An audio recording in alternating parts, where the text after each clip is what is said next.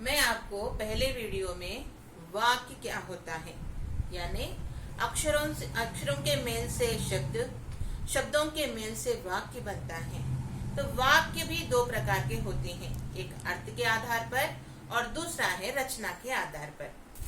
मैं पहले वीडियो में आपको रचना के आधार पर वाक्य कितने प्रकार के होते हैं उसका विवरण परिभाषा सहित मैंने आपको समझाया है।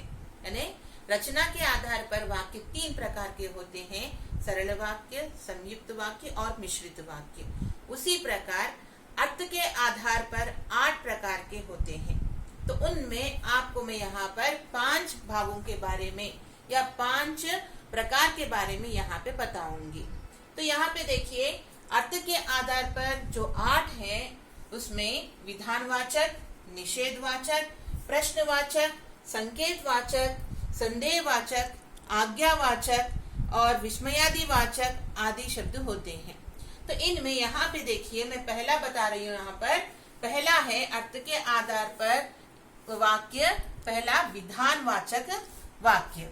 तो इसमें इसकी परिभाषा पर ध्यान दीजिए। जिस वाक्य में क्रिया का करने या होने का सामान्य कथन हो उन्हें विधानवाचक वाक्य कहते हैं। यानी क्रिया का करना या अपने आप होना, ये दोनों के बारे में जिस वाक्य में बताया जाता है वह विधानवाचक या साधारण वाक्य बोलकर भी इसे हम लोग कह सकते हैं।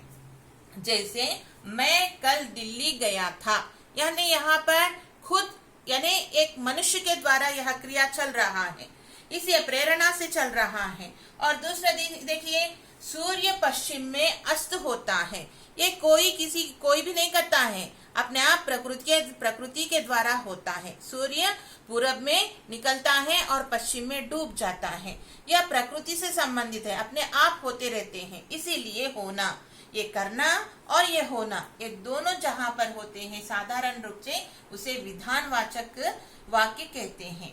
दूसरा है निषेधवाचक वाक्य। यानी यहाँ पे निषेध में ही आपको समझ में आया होगा, निषेध न, नहीं बोलने वाले शब्द इसमें आ जाते हैं। जिन वाक्यों से किसी कार्य के न होने का बोध होता है, न होना, ना काम नहीं होने का बोध होता है, उसे निषेधवाचक वाक्य कहते हैं। जैसे मैं आज नहीं पढ़ूंगा, यानी यहाँ पर नहीं बोलने वाला शब्द निषेध का सूचक माना जाता है।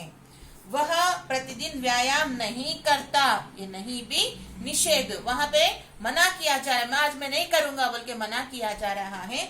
ऐसे वाक्यों को हम लोग निषेधवाचक कहते हैं। तीसरा है प्रश्नवाचक वाक्य। प्रश्नवाचक वाक्य में ही आपको समझ में आ गया होगा कि प्रश्न होता है इसमें। जिन वाक्यों में प्रश्न किया जाए उन्हें प्रश्नवाचक वाक्य कहते हैं। जैसे तुमने खाना खाया, ऐसे प्रश्नों को भी यहाँ पर पूछा जा सकता है। जैसे पहला उदाहरण देखिए, क्या वह प्रतिदिन व्यायाम करता है? दूसरा है श्री राम के पिता कौन थे? यहाँ पे कौन, कैसे, ऐसे प्रश्नों को पूछा जाता है। ऐसे वाक्यों को हम लोग प्रश्नवाचक वाक्य कहते हैं। संकेतवाचक वाक्य में संकेत दिया जा रहा है, वो काम होगा शायद, ऐसे संदेह को प्रकट किया जा रहा है, इसीलिए यहाँ पर संकेतवाचक। जैसे जिन वाक्यों में किसी संकेत का बोध होता है उन्हें संकेतवाचक वाक्य कहते हैं।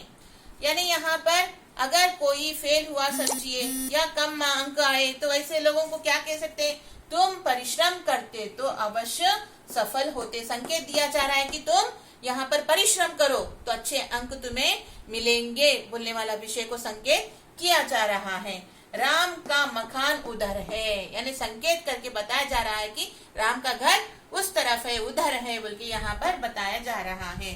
संदेहवाचक वाक्य, जिन वाक्यों में संदेह या संभावना का बोध हो, संदेह, डाउट और संभावना हो सकता है, ऐसी भावना जहां पर आपको दिखाई देता है उसे संदेहवाचक वाक्य कहते हैं। जैसे अब तक वह घर पहुंच चुका होगा, यहाँ पर संदेह को प्रकट किया जा रहा है, संभावना हो सकता है, बहुत समय हो चुका है, वह घर पहुंच चुका होगा, ऐसा संदेह यहाँ पर प्रकट किया जा रहा है, संभावना है यहाँ पर। क्या राजू यहाँ आया था? यहाँ पे संदेह प्रकट करने आया था। यहाँ पर क्या आप पाठ पढ़ चुके हैं? ऐसे संदेह को यहाँ पर प्रकट करते हैं, लिखते हैं। ऐसे वाक्यों को हम लोग संदेहवाचक वाक्य कहते हैं। तो अगले वीडियो में आपको और अन्य 3 प्रकार के वाक्यों के बारे में बताया जाएगा। धन्यवाद।